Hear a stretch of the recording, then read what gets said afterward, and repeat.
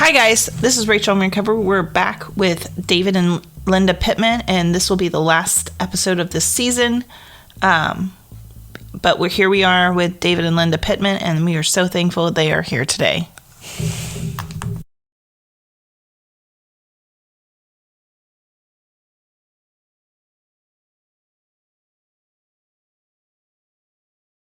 So,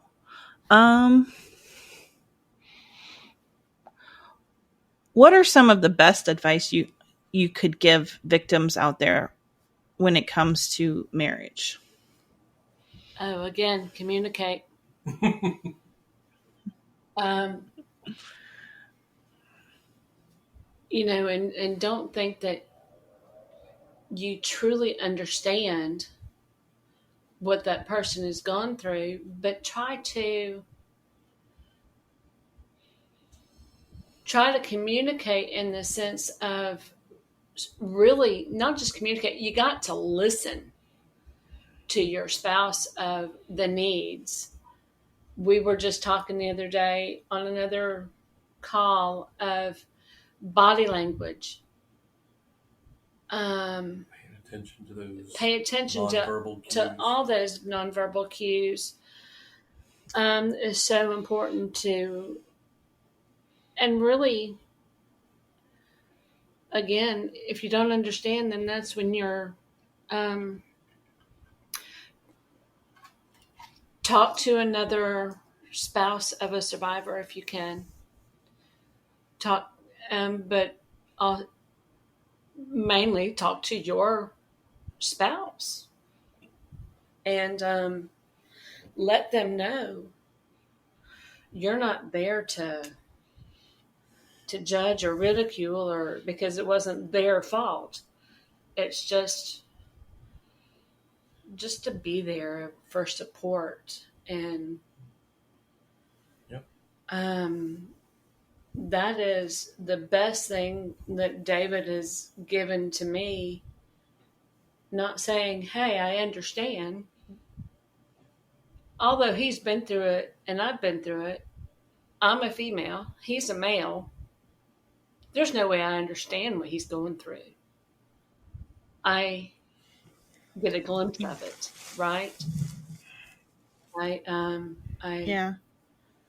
Just to say, yeah, I understand we have also been told to never say, I understand what you're going through, because we don't. We just are going to be there to love each other. For me, that's my advice. David?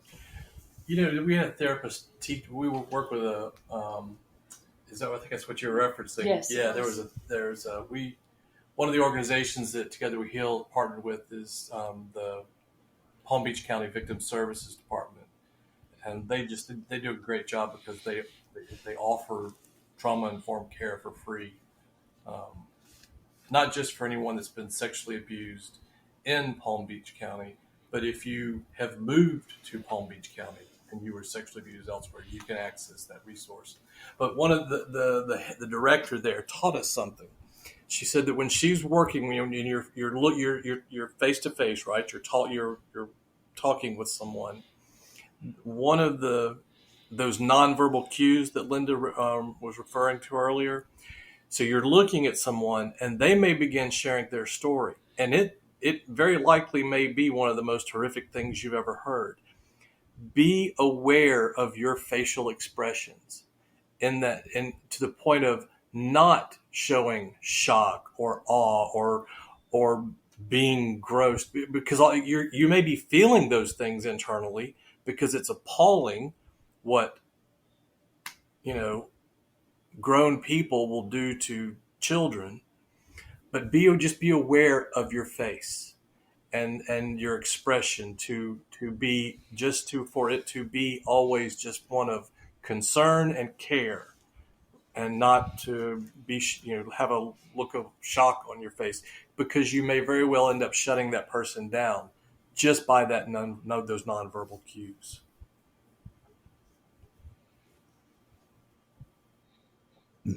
Most definitely. Because these things are hard enough to talk about, and they're they can be challenging to even get out. And so if you're not getting a positive response or just I'm there Right. for you look, it's makes it that much harder to open up. I think I had a guest, Perry Power, and one thing that I do agree with him on was he mentioned practice telling your story first to yourself before you try to tell it to anybody else, and tell it to yourself in many different ways before you tell anybody, because then you know that it's true. That's a really good idea. And I think that was one of the most powerful things, I could tell to, a survivor who hasn't come out yet. Yep, that is. That's a really good idea. Um,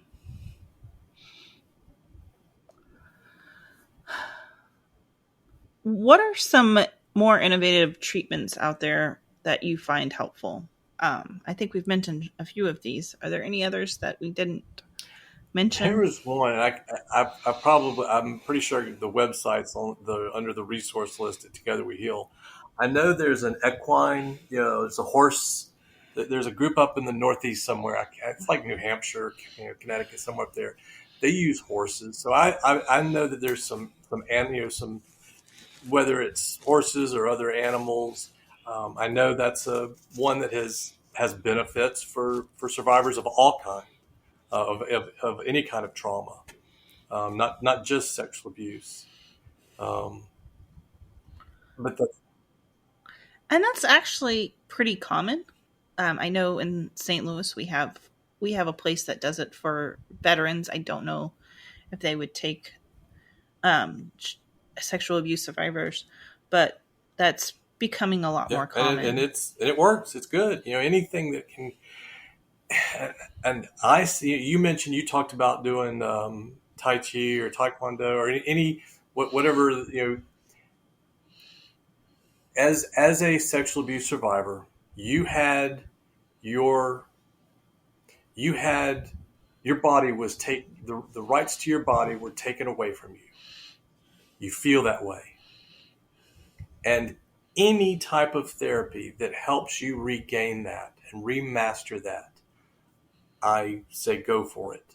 And just because one didn't work for you or these 10 didn't work for you, keep trying one until you find one that does.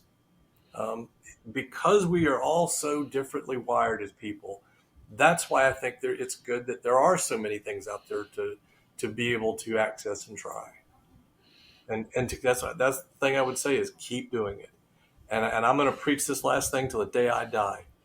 If they are not, when you go to a therapist, the first question you ask them, do they offer trauma-informed care? The second question you ask them to make sure they are is how long, how many clients, how many years have you been doing this?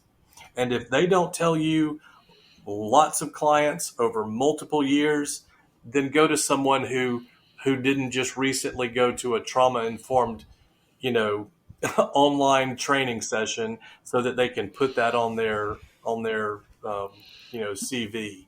Make sure they've got experience in trauma-informed care. I second that. Because, it's mostly a waste of time for you and for them unless they really understand trauma. Yep.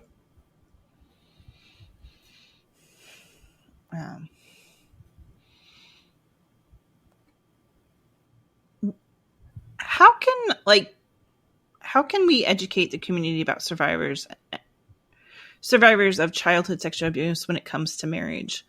And maybe this more on the lines of like church curriculum, when you're dealing with a married couple such as yourselves that are both survivors or one is a survivor, and they're doing a segment on marriage. Well, until churches start taking accountability for it, I think there's going to be a challenge in that. That to me is the biggest hurdle to face. We just came back. Lynn and I were in Anaheim this summer at the Southern Baptist Convention, and there was a lot of rah rah and a lot of cheers and a lot of pats on the back about, see, 80-20, we voted for reforms. Well, that's all great when you vote on reforms, but we're now in November, and what actions have actually been taken? What steps have actually been taken? And until the organizations and institutions actually enact their so-called reforms and their so-called votes, then I'm not going to believe them. And I wouldn't waste time with organizations that aren't, who will say and talk but don't ever do. Here's what, and I just this is one of those that we don't always agree on. Um, I do believe, and I know Linda supports me on this. I do believe in individuals and individual churches that want to do the right thing, but I don't necessarily believe in institutional change. You see what I mean about the difference in that, right? Okay, Yes. and so Yeah. that's why we, someone that works with Grace and Together We Heal, why I continue to work with individual churches, because I believe in the ones that have reached out and said, we need help, we want to do better. But until they start teaching, you mentioned curriculum, until they start doing that at a seminary level, and that's questions for other folks at other organizations, because that's I'm frankly not. I don't have the energy or the time or the desire, because I don't believe that institutions want to change just yet. Sorry, I kind of Um, hogged that time from you, Linda. I apologize. how about you, Linda? Any No, words on I that? ditto what he said. Okay. I mean, was there like anything in curriculum that you noticed, like when you would go to a marriage thing, that would be triggering for you, so to speak? Yeah.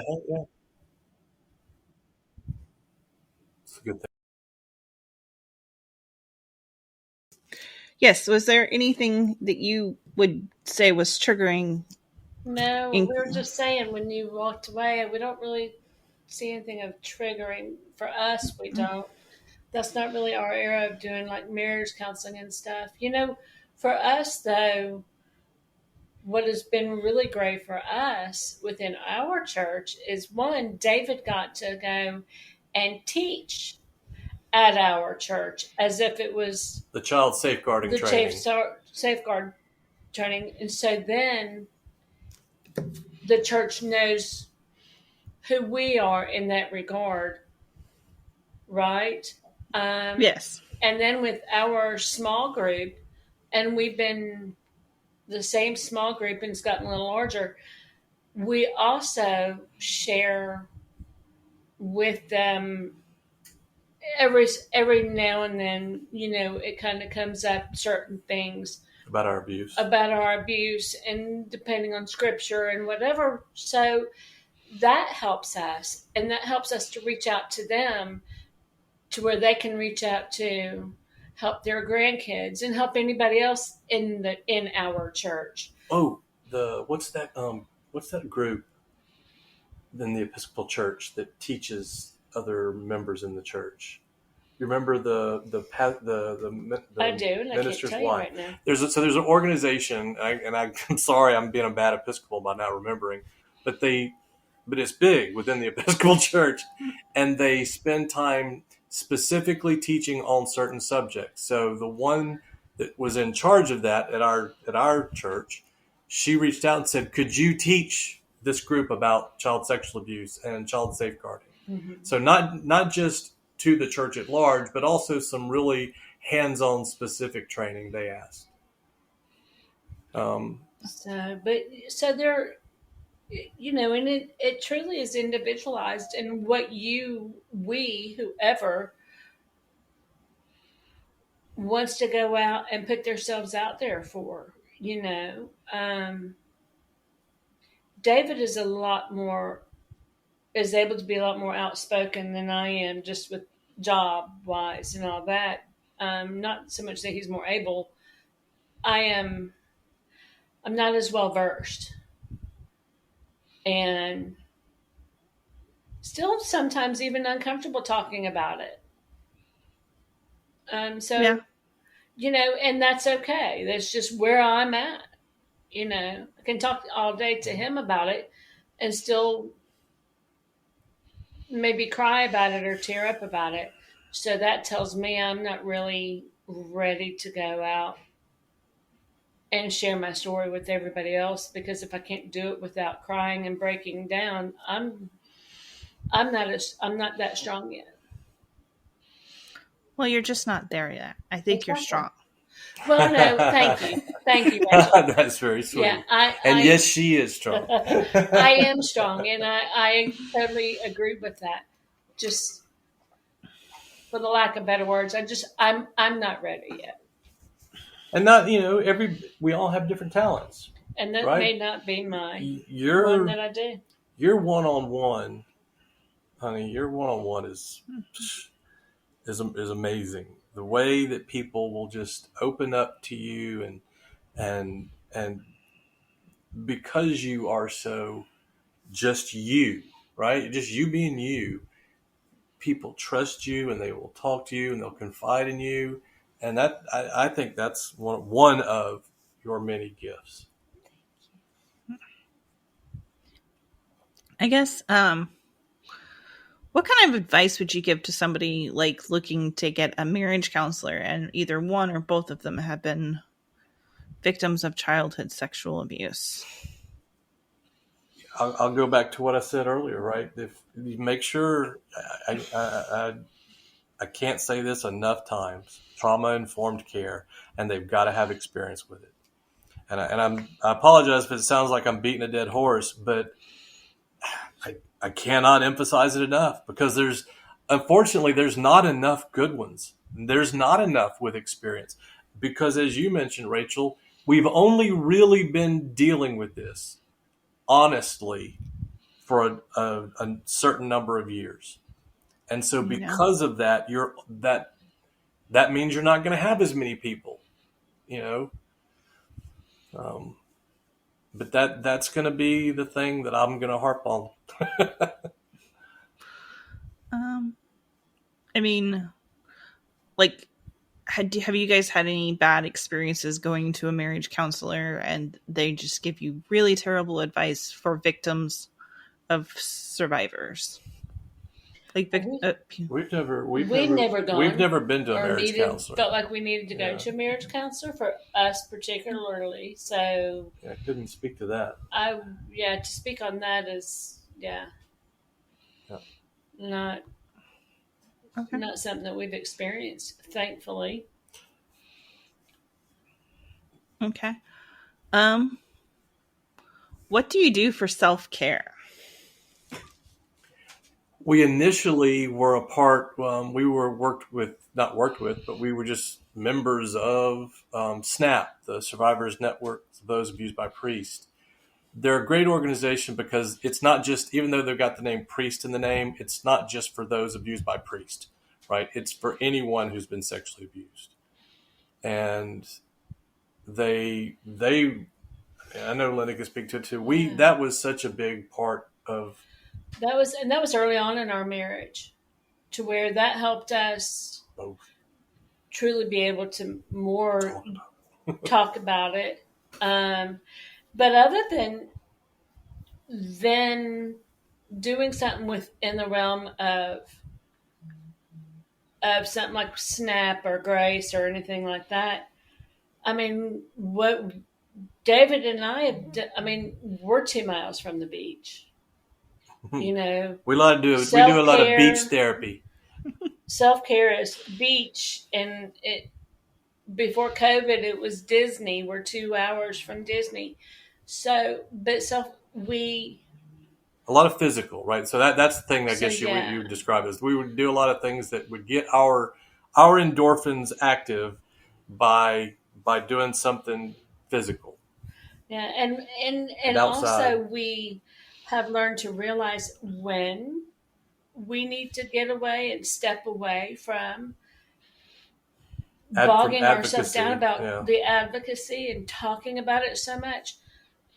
And so we would put out our email and say, hey, we're off the grid for however many days Or weeks. or weeks, please respect our time, you know, because as you know, if you're not good to yourself, how can you be good for anybody else? Well, I think that's the main reason why I asked this question, because I feel like a lot of people that are, especially those that are survivors, we have our own trauma on top of the fact that we're trying to help other people, and that creates even more secondary trauma. Yeah. And if you don't, what Linda just described, I think it can be dangerous for a survivor if they don't. And you'll see this. You're going to see it. You'll see it at some point during any year where you will see a post from one or both of us. If there's an emergency, contact XYZ from now until from January 1st to January 15th. I will not be, we will not be addressing anything having to do with survivors or advocacy. There was a time, this is a few years ago, this was early on when I first started. I logged off for a couple of months. I had to step away just for a couple of months. It wasn't just a couple of weeks or a couple of days. Um, and I really believe that had I not done that, I just would have spiraled out of control again because it was too overwhelming. I had not yet learned enough coping mechanisms and had enough ability to handle what was all of the stories that were coming in every single day. No, I I get that. I really do, because this stuff It's takes a heavy. toll. It's heavy. It's probably one of the reasons why I did not finish my graduate project. It was too much. I was doing it on incest recovery, and that stuff would put me in bed for 3 days. So, no, I get it. Yep. Um, how has this impacted your faith? Um, I guess since David and I have been back together, and I mean, when we were even starting to talk again and date, because it was long distance. He was Fort Lauderdale, I was Georgia. So what we had was our our lengthy conversations on the phone, and we would have Bible study over the phone. And so with that, my faith has gotten so much stronger because now I have someone to share it with that is equally knowing that, it's for each of us, it's God first, family second, and then the rest, it falls in place. And so for me, it since David and I, like I said, we my faith has gotten stronger. And I'm not going to rehash the what I had said earlier, but because my path was different, what I'm thankful for is that in our relationship, even though the path of our individual faiths were different, our joint relationship and that faith that we have, even though mine is different than Linda's and Linda's different than mine, Linda isn't upset with me or doesn't judge that mine is different and took a different path, right? That's I think that's also equally important. that I respect her faith and she respects mine. And that I don't try to make her faith mine and she doesn't try to make my faith hers. That's been, and again, it goes back to the communication, right? We have been open and honest with each other about our experiences, our walk, our journey, and we've said it to each other a million times and probably repeated it to the point of boredom for your listeners. that now because we listen to each other, we communicate. Even if we disagree on these things, that's okay. We can still work together because we do have a shared faith. But they don't have to be identical to be successful for our relationship. Yes. I think that's the beautiful thing about God is he made us different, but he also makes us so we can work together. And that to me is both the beauty of faith and the atrocity of faith. Right? Is the damage that it can do when led horrifically wrong. And then the beauty of what it can do and help heal when done right. And if people would just simply be more respectful and would, my granddad would say, you got 2 ears and 1 mouth, use them proportionately, right? Yes. Listen, keep your mouth shut and listen. and is what he would tell me most often. And we do that. Now I'm more of a talker. But once I'm quiet, I do listen. No. As from a family of introverts, or not introverts, extroverts, and I'm the quietest of the bunch, but I'm still not quiet. I would say I'm definitely probably the best listener of the bunch. That's a good thing. That is a great attribute.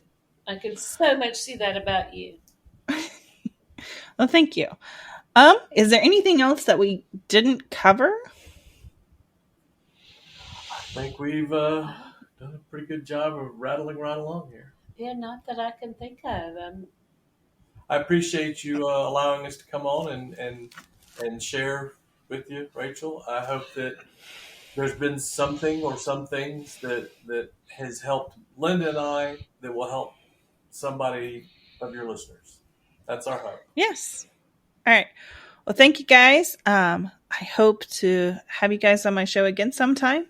As always, guys, thanks for listening. If you have any questions, always reach out to rachelinrecovery.com. Follow us on your favorite podcast or platform or on your favorite social media All right. Thanks, guys. Thanks, Rachel. Special announcement. We will not be back next week. We'll be back next year. Instead, we're going on a holiday break. I said at the beginning, and I will reiterate that. But feel free to check out other episodes that we've had. We've had some great ones this year. We had Pete Singer. We had Anna Salter. We had Rita Farrell, just to name a few. And we had some more lighter topics that had some big hits with Violet Lee and Caroline with nutrition. And feel free to listen to some of those maybe over the holidays and get caught up on some of our episodes. We've got a lot out. Other than that, thanks for listening and have a Merry Christmas and a Happy New Year. And I look forward to doing season 3 with you guys next year in 2020.